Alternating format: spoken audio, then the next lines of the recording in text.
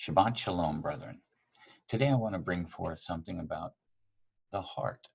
In Hebrew, that's LABE. Let's take a look a little bit. Go back. When I was in school and I was in pre-med, I was taking all my prereqs for med.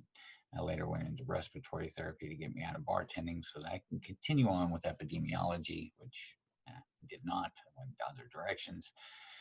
I followed the wickedness of my own heart. Anyways, well, let's take a look at what science is and what it isn't. Science is not a complementary thing to Yah's word. Science is a religion of man. It is to try to explain away that which Scripture has very clearly defined so that it might say, oh, these were ignorant people. They didn't know what they were talking about. Well, when Yah is the one who is saying most of this and has put it in people's minds and in their hearts to do and give and say, then you're literally saying that the Creator, he was too simple to understand the very thing in which he had created. And that now that we're much smarter than him. Now, science used to be what I call TOR, T-O-R-R. That's theory, observation, replication, repetition. Today, science is TMC. That's theory, mathematical equations, and consensus. They cut out the observation part, the replication part, and the repetition part. That way they could just build up mathematical equation upon mathematical equation, and everybody be so dazzled by their lack of understanding of the math, they wouldn't argue with it. And then other scientists, of course, jump on board and say, yep, we agree. Now, they don't actually prove any of this, and they don't have to. Much of what we believe is science. Fact today is just theory and is fiction. It's pseudoscience, metaphysics, and nonsense. Let every man be a liar, but the word of Yah is true. And either you believe it or you don't. But you can't walk in both camps. Remember, if you want to drag in man's science into Yah's word, then you're bringing leaven. It is a leaven. That is the traditions of men. And it's nonsense. A little leaven leavens the whole lump. So as we look at that, let's look at what science used to define the heart as a chamber, a hollow chamber that pumps blood. That's all they believed it was. When I was in school, my anatomy and physiology teacher told me that it was actually the central nervous system that gave muscle memory. And again, the heart is a muscle. And that it was electrical impulses and that it was just a pathway that it developed. And as soon as that pathway is opened again, it understood it. And of course, it had its memory. Okay, but that's not what Scripture defines it as. Now, this is the funny part. The Scripture says it's the seat of emotions. It's the center. It's the root. It's your personality and your intuition. Scripture always defines everything by its function and not by what it looks like or what it is. If you were to ask anybody in the Western world, describe a broom, they would say it's a wooden stick or a stick, and its bristles in maybe wood or plastic, and that's how they would describe it. But if you asked a Hebrew of a Hebrew mindset to describe a broom, they would say it is to sweep dust and dirt from the house, to clean the house, to get around the baseboards and the floorboards of your kitchen and the other areas where a broom is necessary. They would describe function to you. They would not describe its form. So how did they get this understanding? Through the word of Yah. Through his word, which is all about function. He gives us the function of all of us. He gives us the whole analogy of the body. Now, the body, as we know, that the eyes cannot say, I have no need of the ears, and that the hand can say, I have no need of the fingers, or I have no need of the toes, or I have no need for I am.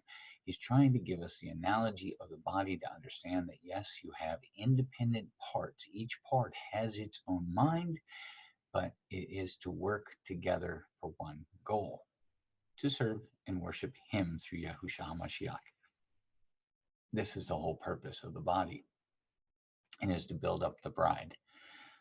So as we understand this, and we understand what happened is science started catching up, and this has happened over and over again, but science started catching up. What happened is they found that in the DNA, there was a messenger DNA. This is while I was still in school and before I had graduated. They found that there was DNA, and in that DNA was a messenger DNA, which was a memory and a message all in one. And they found it in cadaver bodies that they were using for the classes, and it was everywhere. And it was all over each one, and it was stored within each part of the body independently. Over time, they understood that muscle memory was true because it had a memory, because they were like little brains. And that's how they describe it. They describe them as though they're little brains, and they work independently for each and every organ, each and every muscle. And so we start to understand as modern, the religion of science is catching up to Yah's word, that what he described, and he described it. He says, you shall love Yahuwah, your Elohim, with all your heart, with all your mind. He separated them. Your heart is not up here. It's here. And it's the center, the seat of emotions. It's the seat of your personality and your intuition, which we call it intuition. It is the seat. It is the house within your house. So, and that's what we'll see in the Hebrew. And this is beautiful. So, science found out through heart transplants, through hundreds and hundreds of them, that people were saying that they had different desires for foods, that they loved differently, that they had compassion where they never had compassion before, that they felt personality changes, that these personality changes were so strong within them that they felt they had another human being living within them. They would drive by places they'd never been to before, and they would have a longing for the food in the restaurant, or they would have a love for something or someone, or compassion that they didn't understand, only to find out that later on, a couple of them tracked down, found out that the donor had lived in that town and had worked at that place or eaten and frequented there, and these things had happened over and over again. So we find out the word of Yah is true. Let every man be a liar. It's not just a hollow pump controlled by the brain. It has its own specific job, and it is commanded to do so, not by the brain, but by Yah, who placed each and every part of us, each and every organ within us. And the Hebrew word for this gives us its function. And the Hebrew word is spelled with a lamed and a bet. Now, lamed and bet tell us a whole other story. The pictograph story of the lamed and the bet is absolutely fantastic. And let us go to it that you might share with it. You're going to love this. And we will share this if I can get this up. So let's go to the lamed. Lamed, the shepherd's staff. I am the shepherd's staff, at times a guide, and at other times a goad. Some choose learning for its own sake. Some must be guided and partake. The shepherd cannot choose for each sheep. His portion is to protect the herd. The teacher cannot choose for each student. His portion is to impart knowledge. When presented with wisdom, we must each decide, will be goaded or guided? What will we choose? So let's look at, and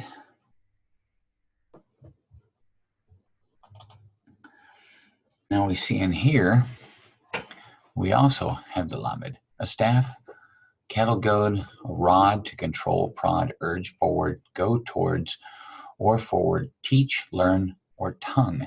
It also is a picture of the son, because he is the shepherd, obviously. So if he is the Tob shepherd, so we see a picture starting to form. Here we have Beth. Now Beth, that's pronounced B-A-T-E, Beth. And it's a tent or a house, the body, the household or family inside or within or amid. So when we put these things together, we get a clear picture. So let's go to scripture and take a look. And forgive me for this and bringing this up because of the fact that it has the Hebrew. And saw Yahuwah, there was a great wickedness in man in the Eretz, and every imagination and thought of his heart. So we see heart again. LABE, as you see, LABE as the pronunciation, is the heart. And it was only on evil all the time, continually. And it repented. It made him regret Yahuwah for that he had made man. And he grieved where? It grieved him in his heart, his LABE. So it says that every thought of man was continually on wickedness and evil, and it made him regret it, and it grieved his heart. Understanding, he knew full well that the heart and the mind were separate. You love him with all your heart, with all your mind, and with all that is within you, your nefesh. So we get a clearer understanding here. So what is the picture here? Well, we have the shepherd staff, which is to guide, to goad, to prod, to protect. And we have the house, the dwelling. So we have within us the heart. That is the dwelling place for the shepherd. That is the guide, the center, the seat of authority, the tongue of authority within us, within our house, within our dwelling, within us. So are we following? Who is seated on that seat of authority? Is it Yahusha? Is it Yahuwah through Yahusha? Is he our guide? Is he our goad? Is he our shepherd and protector? Or are you still seated on the throne? Let's get off our throne and let him who is designed to sit upon the beit, upon the house, the dwelling, that is a family. It shows us a great picture of the seat of authority, of the shepherd, of the wonders of his word. Each letter, each stroke has something to tell us. Let's bear it out. Remember, Lamed, the shepherd, the authority, and Bet, the house, the dwelling of who? The son, the shepherd. That's his dwelling place. Let's let him dwell there. Let's let him sit on his seat of authority. Let him be the tongue. Let him be the words that we speak. Let us lift him up this day and every day. Shabbat shalom. We love you and we hope to see you soon. And we will talk to you soon, very soon. Shalom.